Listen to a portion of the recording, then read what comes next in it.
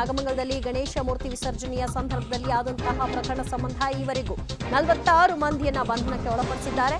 ಬಂಧನಕ್ಕೊಳಗಾದ ಕುಟುಂಬಸ್ಥರು ಠಾಣೆಯ ಮುಂದೆ ಜಮಾವಣೆಗೊಂಡಿದ್ದಾರೆ. ನಾಗಮಂಗಲ ಟೌನ್ ಪೊಲೀಸ್ ಠಾಣೆಯ ಮುಂದೆ ಹೈ ಡ್ರಾಮಾ. ನಮ್ಮವರು ತಪ್ಪು ಮಾಡಿಲ್ಲ, ಬೇಕಂತಲೇ ಅರೆಸ್ಟ್ ಮಾಡಿದ್ದಾರೆ, ಅವನ್ನ ಬಿಟ್ಟುಬಿಡಿ ಅಂತ ಮಹಿಳೆಯರು ಕಣ್ಣೀರು ಹಾಕಿದ್ದಾರೆ. ಪೊಲೀಸರು ಕ್ಲಾಸ್ ತೆಗೆದುಕೊಂಡಿದ್ದಾರೆ. ಈ ಹೊತ್ತಿನಲ್ಲಿ ತಪ್ಪು ಮಾಡಿದ್ರೆ ಕ್ರಮ ತೆಗೆದುಕೊಳ್ತೀವಿ, ತಪ್ಪು ಮಾಡಿಲ್ಲ ಅಂದ್ರೆ ಮನೆ ಕಳಿಸ್ತೀವಿ, ಈಗ ನೀವು ಇಲ್ಲಿ ನಿಂತ್ಕೊಂಡು ಏನೂ ಪ್ರಯೋಜನ ಇಲ್ಲ, ಮನೆ ಕಡೆಗೆ ಹೊರಡಿ ಅಂತ ಪೊಲೀಸರು ಕ್ಲಾಸ್ ತೆಗೆದುಕೊಂಡ ನಂತರದಲ್ಲಿ ಅಲ್ಲಿಂದ ಮಹಿಳೆಯರು ಕಾಲ್ ಕಿತ್ತಿದ್ದಾರೆ. ನಮ್ಮವರು ತಪ್ಪು ಮಾಡಿಲ್ಲ, ಏನೂ ಮಾಡಿಲ್ಲ, ಸುಮ್ಮನೆ ಬೇಕಂತ ಅರೆಸ್ಟ್ ಮಾಡಿದ್ದಾರೆ. ಆ ಜಾಗದಲ್ಲಿ ಅಷ್ಟೊತ್ತಲ್ಲಿ ಕಲ್ಲುಗಳನ್ನ ಇಟ್ಕೊಂಡು, ಚಪ್ಪಲಿಗಳನ್ನ ಹಿಡ್ಕೊಂಡು, ತಲ್ವಾರ್ಗಳನ್ನ ಹಿಡ್ಕೊಂಡು ಏನ್ ಶಕ್ತಿ ಪ್ರದರ್ಶನ ಮಾಡ್ತಾ ಇದ್ರ? ಅಲ್ಲೇನು ರ್ಯಾಂಪ್ ವಾಕ್ ಮಾಡ್ತಾ ಇದ್ರ? ನಿಮ್ಮ ಮಕ್ಕಳು ನಿಮ್ಗೆ ಒಳ್ಳೆಯವರು, ಏನೂ ಮಾಡಿಲ್ಲ ಅಂತ ಅನ್ಸುತ್ತೆ. ಆದ್ರೆ ಆ ಸಂದರ್ಭದಲ್ಲಿ ಅವ್ರು ಮಾಡಿದ್ದನ್ನ ಪೊಲೀಸರು ವಿಚಾರಿಸ್ಕೊಳ್ತಾರೆ.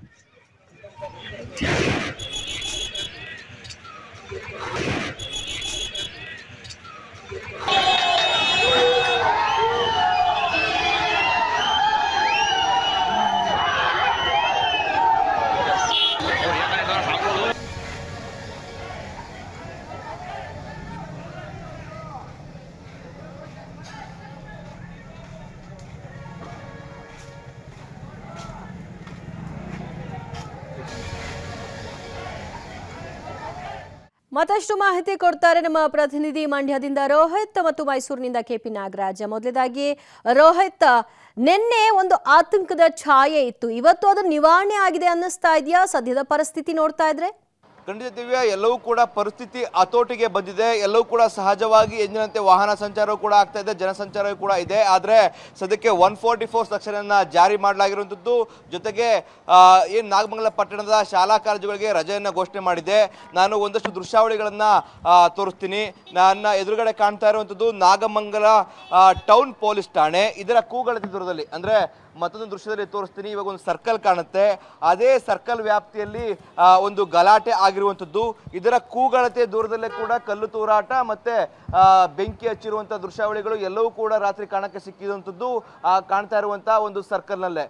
ಪೊಲೀಸ್ ಠಾಣೆ ಇಷ್ಟು ಹತ್ತಿರ ಇದ್ದಂತೆ ಸಂದರ್ಭದಲ್ಲೇ ಕೂಡ ಕಿಡಿಗೇಡಿಗಳು ಈ ರೀತಿಯಾದಂತಹ ಕ್ರೌರ್ಯವನ್ನ ಮೆರೆದಿರುವಂಥದ್ದು. ಆ ನಿಟ್ಟಿನಲ್ಲಿ ಅದ್ರ ಜೊತೆಗೆ ಪೊಲೀಸ್ ಠಾಣೆಯ ಪಕ್ಕದಲ್ಲೇ ಇರುವಂತಹ ಅಂಗಡಿಗಳಿಗೆ ಬೆಂಕಿ ಹಾಕಿದ್ದಾರೆ. ಈ ಅಂಗಡಿ ಏನ್ ನೋಡ್ತಾ ಇದ್ದೀವಿ, ಇದು ಪಾತ್ರೆ ಅಂಗಡಿ.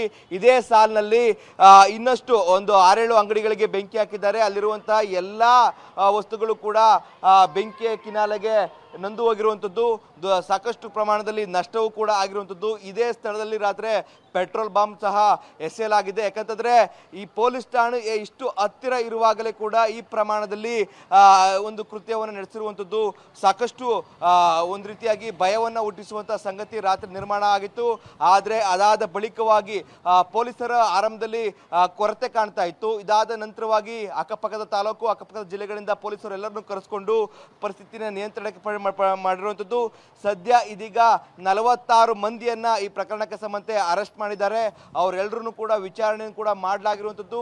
ಒಂದಷ್ಟು ಜನ ತಪ್ಪೊಪ್ಪಿಗೆಯನ್ನು ಸಹ ಒಪ್ಕೊಂಡಿದ್ದಾರೆ ಅಂತಲೂ ಕೂಡ ಪೊಲೀಸ್ ಮೂಲಗಳು ಹೇಳ್ತಾ ಇದ್ದಾವೆ. ಸದ್ಯ ನಾಗಮಂಗಲ ಪಟ್ಟಣ ಸಹಜ ಸ್ಥಿತಿಗೆ ಬರುವಂತೆ ಕಾಣ್ತಾ ಇರುವಂಥದ್ದು. ಇದೀಗ ಹಿಂದೂ ಪರ ಸಂಘಟನೆಗಳು ಕೂಡ ಇವತ್ತು ಬಂದ್ಗೆ ಕರೆ ನೀಡಿದ್ದಾವೆ. ಅದನ್ನ ನಾಳೆಗೆ ಪೋಸ್ಟ್ ಪೋನ್ ಮಾಡ್ತೀವಿ ಅಂತಲೂ ಕೂಡ ಒಂದು ರೀತಿಯಾಗಿ ಕೂತು ತೀರ್ಮಾನ ಮಾಡೋಕ್ಕೂ ಕೂಡ ಮುಂದಾಗಿರುವಂಥದ್ದು. ಸದ್ಯದಲ್ಲೇ ನಾಗಮಂಗಲದಲ್ಲಿ ಬಂದ್ ಚಿತ್ರಣ ಇರುತ್ತಾ ಅಥವಾ ನಾಳೆಗೆ ಅದು ಪೋಸ್ಟ್ ಪೋನ್ ಆಗುತ್ತೆ ಅಂತೇಳಿ ಕೂಡ ಆ ವಿಚಾರ ಕೂಡ ಗೊತ್ತಾಗುತ್ತೆ. ದಿವ್ಯಾ, ಸದ್ಯ ನಾಗಮಂಗಲದಲ್ಲಿ ನಿನ್ನೆ ರಾತ್ರಿ ಘಟಿಸಿದಂತಹ ಈ ಒಂದು ಗಲಾಟೆ ಏನಿದೆ, ಸದ್ಯ ಬೂದಿ ಮುಚ್ಚಿದ ವಾತಾವರಣ ನಿರ್ಮಾಣವಾಗಿದೆ. ಪೊಲೀಸರು ಪರಿಸ್ಥಿತಿಯನ್ನ ತಹಬದಿಗೆ ತಂದಿದ್ದಾರಾದ್ರೂ ಕೂಡ ನಾಗಮಂಗಲ ಬಂದ್ಗೆ ಕರೆ ಕೊಟ್ಟಿದ್ದಾರೆ. ಅದರ ಎಫೆಕ್ಟ್ ಹೇಗಿರುತ್ತೆ ಅನ್ನೋದನ್ನ ಮುಂದಿನ ಹಂತಗಳಲ್ಲಿ, ಮುಂದಿನ ಸಮಯಗಳಲ್ಲಿ ಗೊತ್ತಾಗುತ್ತೆ.